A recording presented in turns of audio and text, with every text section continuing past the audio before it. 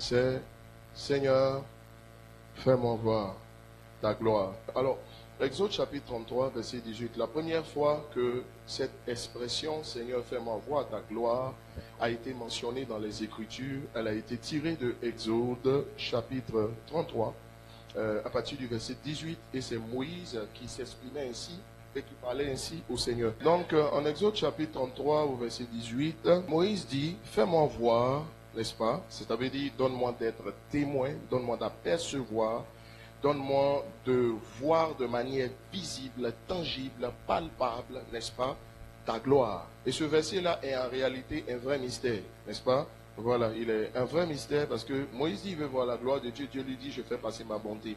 L'anglais utilise le mot goodness, n'est-ce pas? Il dit, je fais passer ma bonté, je fais passer mes merveilles, je fais passer ma perfection. Et regardez ce qu'il va dire. Il dit, je ferai passer devant toi toute ma bonté et je proclamerai devant toi le nom de l'Éternel. C'est Dieu lui-même qui parle. C'est quand même assez étrange. N'est-ce pas? Dieu lui-même dit, je proclamerai le nom de l'Éternel. Et le mot éternel, c'est le nom je suis. N'est-ce pas? Voilà. Il dit, je me manifesterai dans la dimension de je suis. Et il dit ceci, je fais grâce à qui je fais grâce, et miséricorde à qui je fais miséricorde. En réalité, ça se comprend parce que à l'époque, nul ne pouvait voir Dieu et vivre.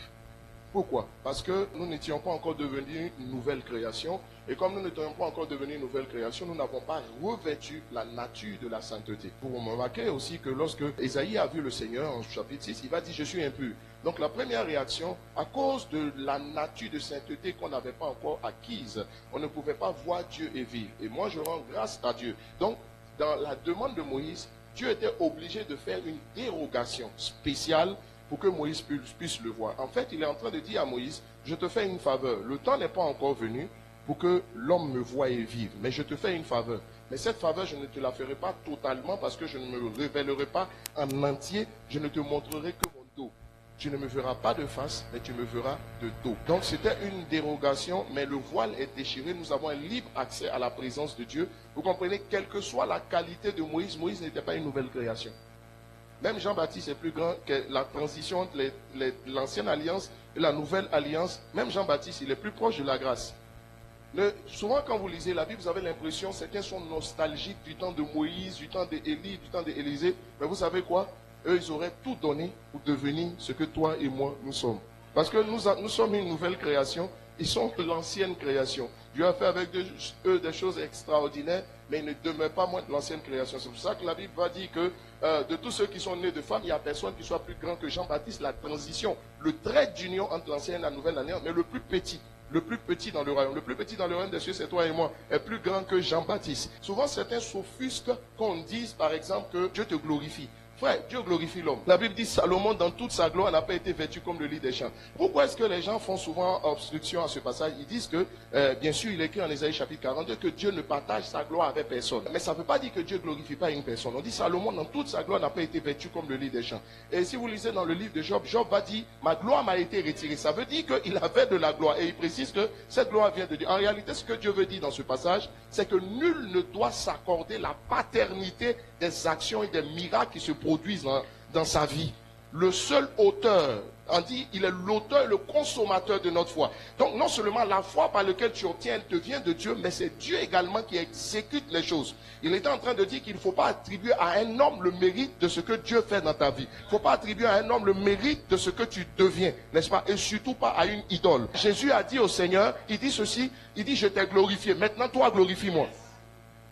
Si Jésus a pu dire glorifie-moi, ça veut dire que toi et moi aussi, on peut dire Seigneur, glorifie-moi. Pourquoi? Parce que nous sommes chrétiens, petit Christ. Nous sommes de la nature de Christ. Nous sommes comme Christ. Que Dieu te glorifie. Moïse dit, fais-moi voir ta gloire. Alors le Seigneur va répondre au verset 20. L'Éternel dit, tu ne pourras pas voir ma face, car l'homme ne peut me voir et vivre. L'Éternel dit, voici un lieu près de moi. Tu te tiendras sur le rocher. Quand ma gloire passera, ainsi de suite, ainsi de suite. Ça veut dire aussi que la gloire de Dieu est en mouvement. La gloire de Dieu peut être statique, mais la gloire de Dieu est en mouvement. La gloire de Dieu n'est pas localisée dans un endroit, mais la gloire de Dieu, partout où il y a quelqu'un qui a soif de Dieu, la personne transporte la gloire de Dieu. On pouvait dire au temps de Moïse, le Seigneur lui dit, ôte tes sandales car le lieu sur lequel tu te trouves est saint. Il n'y a aucun lieu qui est saint. La sainteté de Dieu, c'est toi et moi. Ça veut dire que partout où toi tu es, dès l'instant où toi tu es dans un endroit, l'endroit devient saint parce que tu es saint. Cette sainteté, elle n'est pas liée à ce que tu fais ou tu ne fais pas, elle est liée à ta nature. Et Moïse donc dit au Seigneur, je veux voir ta gloire. Fais-moi voir ta gloire. Avant de définir ce que c'est que la gloire, permettez que je donne une caractéristique majeure de la gloire. Ce qui caractérise la gloire, c'est que la gloire fait référence à quelque chose d'unique. Quelque chose d'unique. À quelque chose de remarquable. Ça voudrait dire que la gloire, ce n'est pas quelque chose de commun.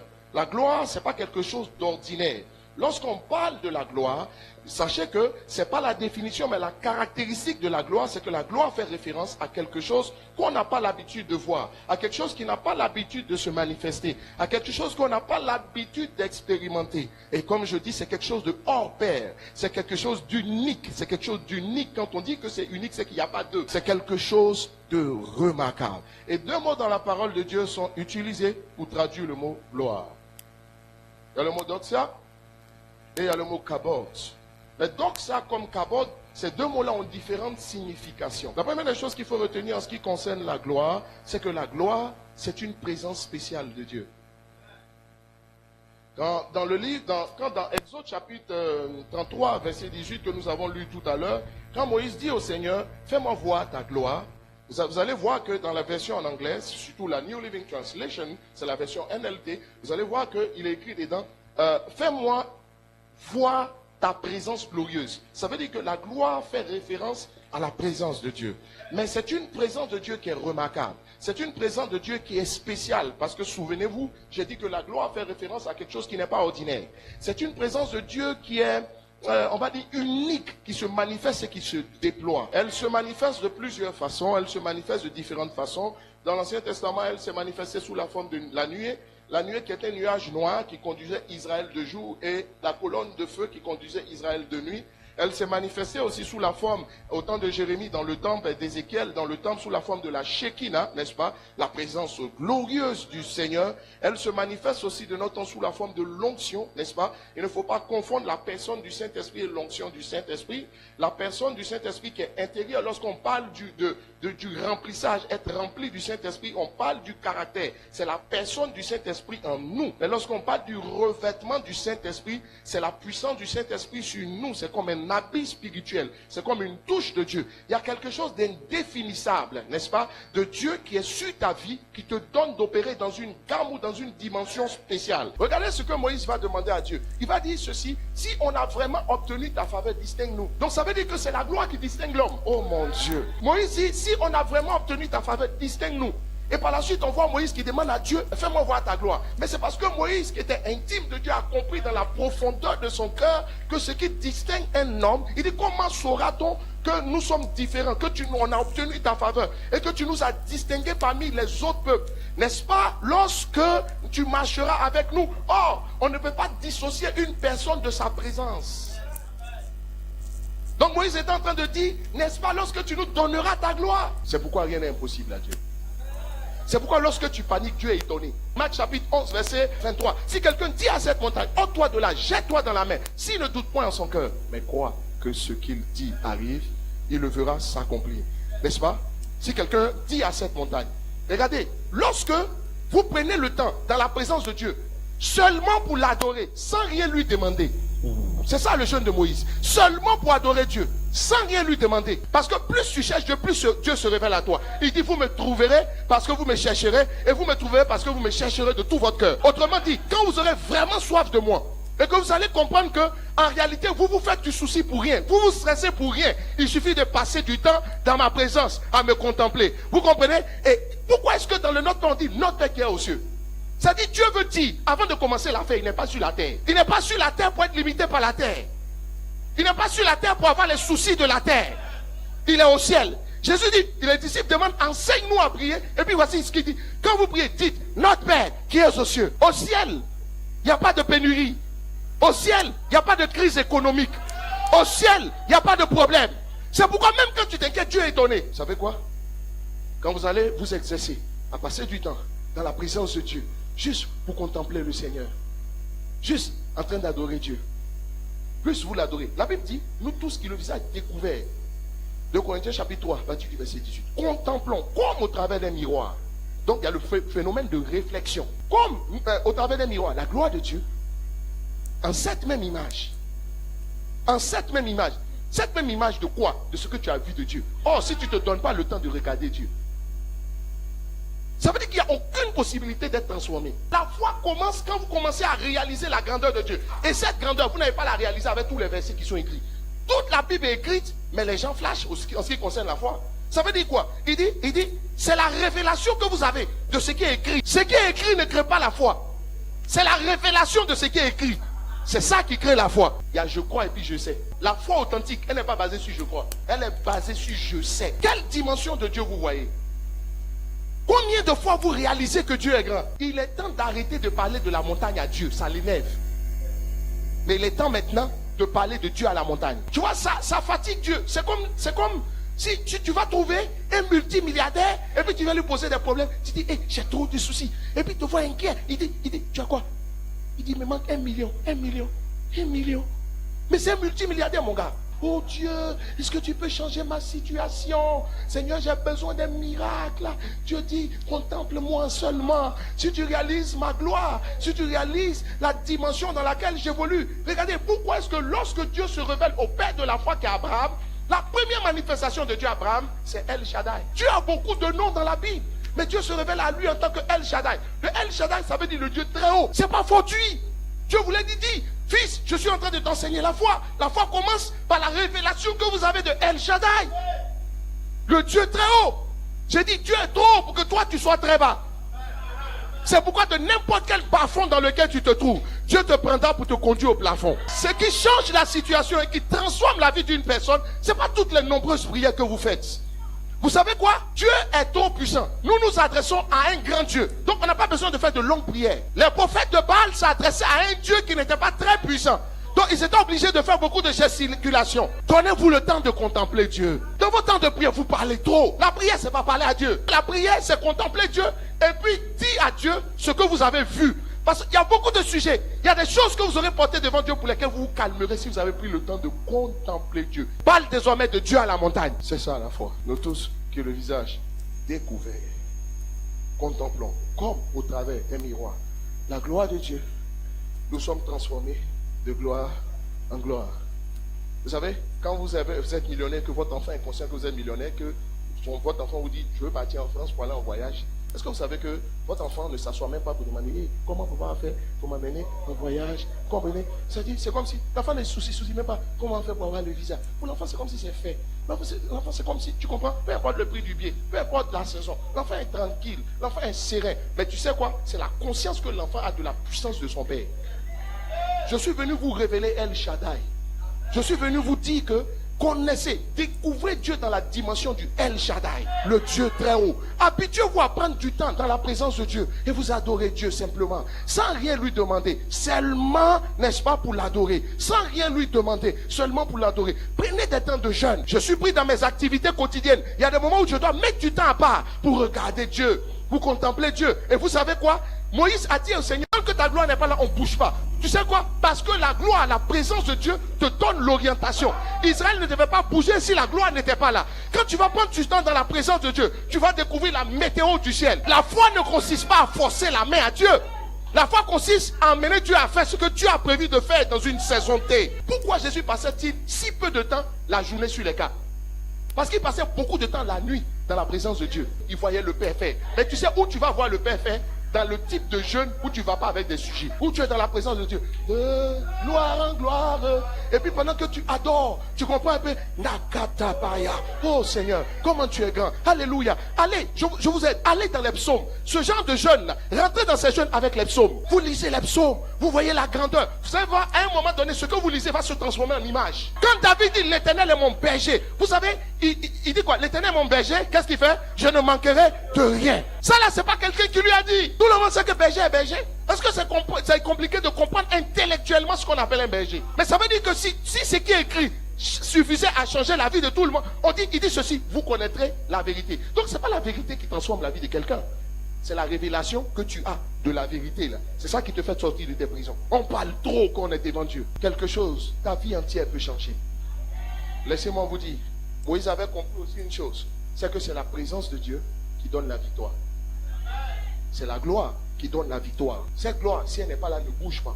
Cette gloire, si elle n'est pas là, ne commence pas ton commerce. Tu peux avoir fait une bonne étude de marché. Tu peux avoir fait préparer très bien ton message. Mais avant de te lever pour venir prêcher, mon frère, il y a quelque chose de Dieu qui doit descendre sur toi. Regarde, ce n'est pas juste que Dieu te parle. À un moment donné, ce n'est pas qu'il te parle. C'est que Dieu te donne son habit.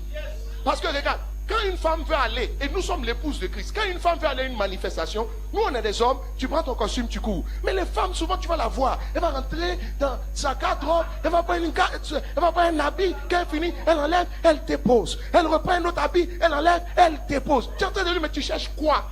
Elle cherche l'habit qu'il faut pour le jour. Ça veut dire qu'avant de bouger, avant de faire quoi que ce soit, il y a un habit qui est adapté à la circonstance. Autant la femme finit par discerner. Après plusieurs essais, l'habit qui est adapté reste dans la présence de Dieu. Dieu va déposer quelque chose sur ta vie. Et la Bible appelle souvent cela la main de Dieu. Tout ça, c'est la gloire. Et c'est la meilleure des préparations. Ne bouge pas sans cela.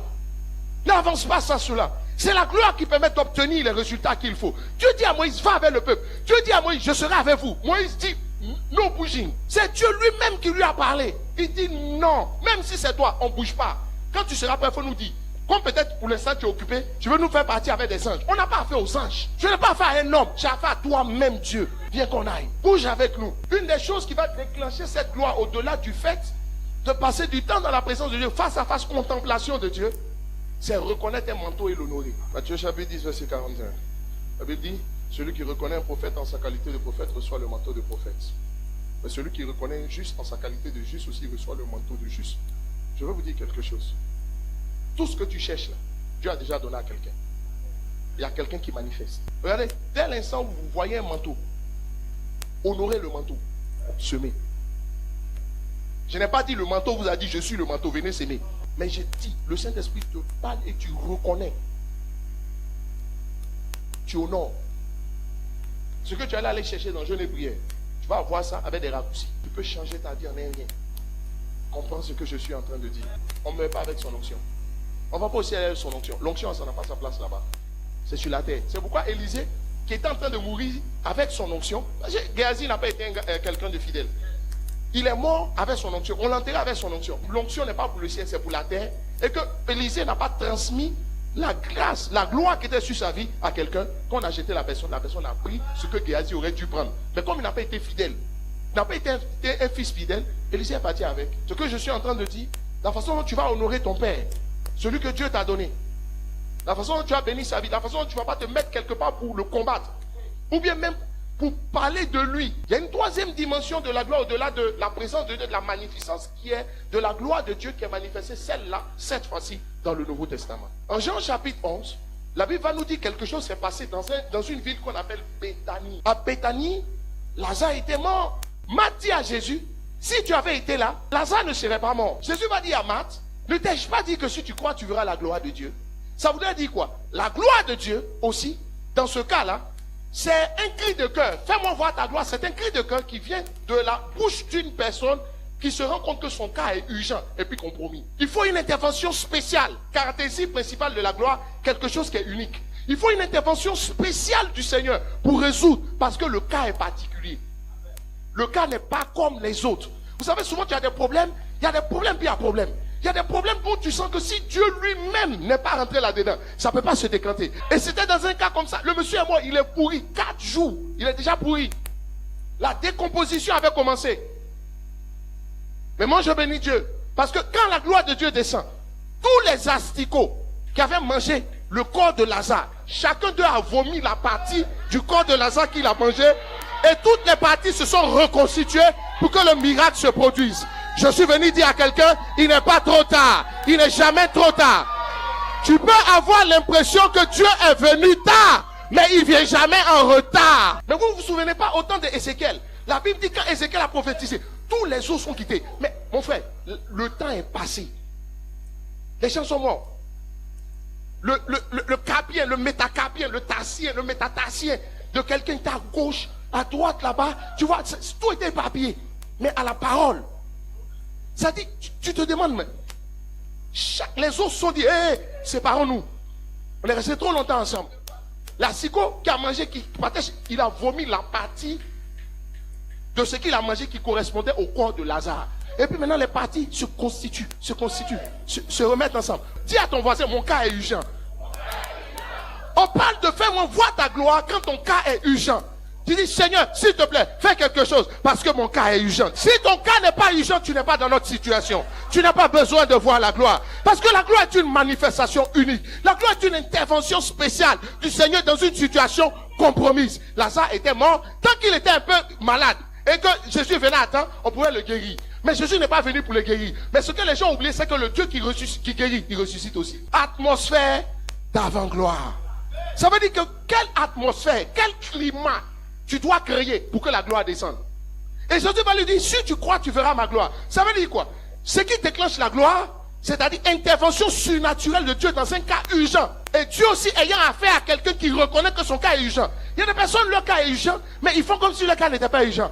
Tu es toi à l'aise. Quand tu pries, tu es à l'aise. Quand tu n'as pas de problème, quand vient, on va prier pour tous ceux qui sont malades. Tu dis, oh, bokota leanda, lebo shata katawe, nikatabos, indibala heshakawe kenelahas. Et puis, quand on voit ton visage, on voit ta démarche, on voit tout ce que tu fais, on sent que tu n'as pas de problème. Mais, quand ton papa est aux soins intensifs et que sa vie est menacée, on ne va pas te dire. C'est quelqu'un qu'on ne connaît pas, on dit. On ne va pas te dire. Ta main qui est dans ta poche va sortir de ta poche. Ta prière, ton visage qui est comme le mien, ça va changer. Et puis quand tu pries, tu pleures. Parce que ton cas est urgent. Dis à maman, Seigneur, s'il te plaît. Mon cas est urgent. Atmosphère d'avant-gloire. Ça veut dire qu'il y a une atmosphère que tu dois créer. Et il y a une façon de déclencher la foi.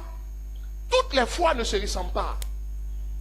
La foi pour déclencher la gloire de Dieu, là, elle a des caractéristiques particulières. Jésus arrive, il rencontre Marthe. Marthe ne le laisse même pas s'asseoir. Et regardez le français qu'elle parle. Si tu eusses été là. Frère, il faut dire si tu avais été là. Elle dit si tu eusses. Ça c'est quel temps? Ça veut dire que le temps même qu'elle utilise, c'est pour dire la situation est compliquée. Parce que quand on te demande c'est quoi même le temps, tu ne peux pas trouver. Ça veut dire que c'est un problème insoluble. En fait, elle a commencé à se lamenter. Elle a perdu son calme quand elle a vu Jésus. Frère, le premier élément qui caractérise l'atmosphère d'avant-gloire, c'est le calme et la sérénité. Dieu ne travaille pas dans le bruit. Souvent, on demande à Dieu des explications. Mais Dieu sait que où tu es là, tu n'as ni le calme, donc ni ta tranquillité, ta lucidité pour pouvoir comprendre. Tu dis, ah Seigneur, pourquoi tu as permis que cela arrive? Quand tu vas redevenir calme, on va t'expliquer. C'est pourquoi souvent tu interroges le Seigneur, il ne te dit rien. Il se tait. Jésus tombe sur Marie, Marie va lui dire la même chose. Ah, si tu eusses été là. Jésus va répondre en disant simplement, Lazare ressuscitera. En réalité, qu'est-ce qu'il essaie de faire? Il est en train de travailler à ce que le calme revienne. Vous avez lu dans les Écritures qu'il a dit, personne, aucun homme ne peut par ses inquiétudes ajouter une idée. Ça veut dire que quand tu n'es pas calme, les conditions ne sont pas réunies pour que Dieu résolve le problème qui est là. Remarquez vous-même, souvent la plupart du temps, les grands déblocages qui sont intervenus dans votre vie sont intervenus au moment où vous avez retrouvé votre calme. Au début, vous avez mis une forme de pression sur Dieu. Vous savez, c'est quelqu'un qui est limité dans le temps, sur qui vous pouvez mettre une pression. Dieu est éternel. Quand tu dis à Dieu, ah, mon cas est urgent, lui il est éternel, ça veut dire qu'il n'est pas limité par le temps. Et laissez-moi vous dire aussi une chose, souvent Dieu peut résoudre votre problème, mais il ne veut pas résoudre votre problème tout en compromettant votre destinée. Voici une clé qui va vous amener à être calme, quelle que soit la situation. La Bible dit dans le psaume 103, du verset 1 au verset 2, mon âme bénit l'Éternel. C'est parce qu'il aime. Deuxièmement, et n'oublie aucun de ses bienfaits. Vous savez quoi? Quand vous êtes en train de paniquer, souvenez-vous de ce que Dieu a fait pour vous et souvenez-vous de certaines autres situations urgentes que Dieu a résolues. Mais vous savez, parce que quand le problème vient, on oublie qui est Dieu. Et on oublie les faits préalables que Dieu a accomplis. En réalité, quand tu perds ton calme, les je crois ne marchent plus. C'est je sais. Et laissez-moi vous dire, lorsque Dieu voulait emmener Marie à pouvoir enfanter Jésus, vous savez ce qu'il va faire? Il va commencer par permettre à Élisabeth, qui était sa parente, de pouvoir enfanter, de pouvoir accoucher. Élisabeth aussi était enceinte alors qu'elle avait dépassé l'âge. Mais c'est parce que Dieu voulait faire passer Élisabeth de je crois à je sais. Souvent, quand Dieu veut faire monter votre foi et puis vous redonner le calme, il va permettre à quelqu'un qui a eu un problème similaire au vôtre, ou bien quelqu'un qui a eu un cas qui était reconnu comme impossible dans votre environnement, et puis Dieu s'occupe de son cas. C'est pourquoi il faut savoir identifier les Élisabeth de votre vie. Il y a des Élisabeth que Dieu met toujours à côté de vous. Il y a des cas compliqués que Dieu résout toujours à côté de vous. Vous êtes en train de paniquer, et puis il permet qu'il y ait un cas qui intervienne dans votre environnement. Quelqu'un de proche de vous, que vous connaissez. Vous savez ce que Dieu m'a enseigné? Chaque fois que quelqu'un qui a un cas compliqué ou reconnu comme tel par tous dans votre environnement trouve la solution à son problème, Dieu est en train de vous dire que votre tour est arrivé. Souviens-toi des situations où tu avais été à 2 doigts de passer à la trappe. Et puis tu es intervenu comme ça. Donc quand dans ton expérience, dans ton vécu, écoute, le je crois c'est la croyance, mais le je sais c'est un vécu. Je sais c'est l'expérience, c'est ce que tu as pratiqué avec Dieu. Tu dis, quoi? Je me suis retrouvé dans une situation où j'avais eu besoin de telle somme. C'est au dernier moment. Et j'ai remarqué que Dieu aime intervenir au dernier moment. Dieu est un spécialiste des last minutes. Parce que souvent, il faut qu'il fasse la part des choses entre ceux qui comptent sur lui et puis ceux qui ne comptent pas sur lui. Marthe pleurait et les gens de Béthanie pleuraient parce qu'ils étaient désespérés. Pour eux, c'est fini. Mais Jésus pleurait pour 2 raisons. Premièrement, il pleurait parce qu'il dit, pourquoi tant d'incrédulité? Des gens ingrats comme ça. On a des gens qui ne me connaissent pas. Vous n'avez jamais marché avec moi? Est-ce que vous savez que dans le même passage de Jean chapitre 11, Jésus venait de guérir l'aveugle? Dans le même Jean chapitre 11, ça veut dire quoi? On dit, est-ce lui? Est-ce ses parents? Mais à l'époque, c'était quelque chose qui défiait la logique. Il est né, il n'a jamais vu. Jésus l'a guéri. Jésus dit, mais vous n'avez pas vu, vous les gens de Béthanie. Pourquoi vous êtes des gens, dès que vous avez des problèmes, vous devenez amnésiques? Vous oubliez tout ce que je suis capable de faire. Il y a une scène qui vient de s'accomplir dans votre région. Il n'y a même pas longtemps, vous avez oublié. Pour redevenir calme, souviens-toi de ce que Dieu a fait. Souviens-toi. En fait, quand il dit, n'oublie aucun de ses bienfaits, c'est parce qu'il sait que l'homme oublie vite. L'homme tourne vite la page. Or, vous savez quoi? Le souvenir des victoires passées annonce les victoires à venir. Et accélère la manifestation des victoires prévues à venir. Quand Jésus pleurait, il pleurait pour la séparation avec Lazare. C'est la perte émotionnelle d'un être. Mais en fait, il a beaucoup plus pleuré à cause des gens. De leur incrédulité. Parce que Jésus a pleuré dans la Bible à 2 occasions. Au cas de Lazare, et puis par la suite, face à l'incrédulité des gens. Ça veut dire que chaque fois que Jésus voit l'incrédulité, il pleure. Or, l'incrédulité peut devenir foi. Dès l'instant où vous commencez à vous souvenir de ce que vous avez vécu. Regarde dans le passé. Tu as connu des galères galérisantes, historiquement remarquables, et géographiquement appuyées, internationalement certifiées. Mais tu t'en es sorti. Donc tu es un survivor, tu es un survivant. Attends, tu as oublié ça? Regarde tous les problèmes desquels tu es sorti. Regarde, la dernière fois, un accident a failli, tu as failli rentrer d'un accident. La manière dont tu es sorti de l'accident, tu veux qu'on te dise comment encore qu'il est puissant? Quelqu'un qui peut retirer un homme d'un tel accident, c'est loin, il ne peut pas te donner. N'oublie pas. S'il y a un verbe qui est beaucoup conjugué dans l'Ancien Testament, quand Israël sortait de l'Égypte pour rentrer à Canaan, c'est souviens-toi.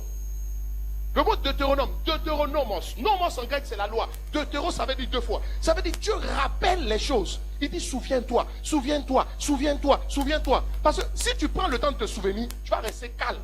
Frère, vous êtes des survivants. J'aime le mot en anglais. You are a survivor. Tu t'en es sorti. Regarde, si tu t'en es sorti hier, pourquoi cette fois-ci tu vas passer à la trappe? Je prophétise sur quelqu'un. Regarde, tu ne passeras pas à la trappe. Peu importe le problème que tu as. Comment cela fera-t-il?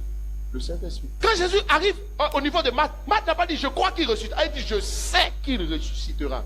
La foi authentique c'est je sais. Qu'est-ce que tu sais? Et ce que tu sais là, tu le sais dans ton expérience avec Dieu. Ce que tu sais, tu le sais par ton expérience de ce que tu as vu avec Élisabeth. C'est-à-dire quelqu'un que Dieu met à côté de toi. Écoute, quand tu veux être inspiré, ne va pas avec quelqu'un qui a inspiré. Élisabeth n'était pas périmée, elle était d'actualité. Dieu a permis qu'elle n'ait même pas encore accouché. C'est enceinte, tu veux être, non, elle était enceinte. Quand tu veux être inspiré, ne va pas avec quelqu'un qui a expiré. Sinon, lui va tuer même le peu de foi que tu as. Il y a des moments où tu te lèves et puis tu t'en vas voir. Tu as envie de paniquer. Mais tu t'en vas voir quelqu'un qui, comme toi, a commencé dans tes conditions. Et puis qui est en train de réaliser ce que toi tu vises. Écoutez, il y a toujours des Élisabeth que Dieu met à côté de vous. Et ma prière pour toi, c'est que Dieu te donne de discerner tes Élisabeth. Que tes yeux s'ouvrent et que tu discernes Élisabeth. C'est la clé de ta foi. C'est la clé qui va te permettre de créer l'atmosphère d'avant-gloire dans le calme et la tranquillité. Il y a une deuxième clé de l'atmosphère d'avant-gloire. La Bible dit en 1 Thessaloniciens chapitre 5, verset 18. Grâce en toutes choses, car c'est à votre égard la volonté de Dieu en Christ. Dans le livre de Jean, Jésus va donner 12 je sais. Sinon je suis. Et dans ce paragraphe, il va dire je suis la résurrection. En fait, c'est le 5e je suis qui est intervenu lors de la résurrection de Lazare. Or, c'est que le chiffre de la grâce. Vous allez remarquer qu'il va dire je suis la résurrection et la vie. Je suis. Mais dans tous les je suis qu'il va dire, Marthe va retenir seulement un je suis. Jésus a réalisé que c'est à cause d'elle, de sa foi. Il n'allait jamais rien faire. Laissez-moi vous dire, il y a ce qu'on appelle miracle, puis il y a ce qu'on appelle prodige. Un prodige, souvent, Dieu te regarde. Et puis, il veut tellement faire quelque chose dans ta vie que même si tu n'as pas la foi, il fait. Je déclare que l'agenda divin pour toi s'accomplit. Oh. Parce que tu es rentré dans la saison où tu dois manifester les choses. Si ta foi ne suffit pas, que Dieu se serve de ma foi et de la foi de mes pères pour décanter ta situation au nom de Jésus. Vous savez quoi? L'atmosphère d'avant-gloire, c'est de rendre grâce à Dieu. Mais comment rendre grâce à Dieu quand on a mal? On ne peut pas être en train de se plaindre et puis de louer Dieu en même temps. Ça veut dire que si tu veux louer Dieu, si tu veux rendre grâce à Dieu, il faut que tu ne sois pas en train de te plaindre. Ou encore, si tu ne veux pas te plaindre, il faut être en train de louer Dieu. Beaucoup n'ont pas compris que sourire, c'est louer Dieu. Beaucoup n'ont pas compris que rire, c'est louer Dieu. Regardez les enfants. Et j'ai appris cette leçon avec ma fille. Tous les dimanches, on va à l'église ensemble. Je me demandais, mais pourquoi Jésus dit qu'il faut qu'on ait des cœurs comme les enfants? Mais vous savez, les enfants aiment se moquer les uns des autres. Mais ce n'est pas qu'ils aiment se moquer. En fait, ils aiment rire. Donc, ils ne ratent pas une occasion de rire. Et c'est leur façon de louer Dieu. Et parce qu'ils louent Dieu comme ça, Dieu se sert de toi qui est leur parent pour leur donner ce qu'ils veulent. On dit les oiseaux du ciel ne sèment ni ne moissonnent. Tous les matins, les oiseaux louent le Seigneur. Mais je te pose une question. L'oiseau qui est en train de gazouiller dans les arbres, est-ce qu'il sait que c'est le dernier jour de sa vie? Peut-être un enfant va le taper à lance-pierre. S'il savait que l'enfant allait le taper à lance-pierre, je suis convaincu que quand il allait se lever ce jour, il allait être triste, il allait penser à ses preuves. Mais il ne se préoccupe pas. Est-ce que la journée va être belle? Est-ce que ça ne va pas être beau? Est-ce que de bonnes nouvelles vont venir? Est-ce que ça ne va pas être beau? Il s'est dit, à chaque jour, à chaque instant, suffit sa peine. Si les miracles sont devenus rares dans nos vies, et puis dans l'église, c'est parce que ce principe-là manque.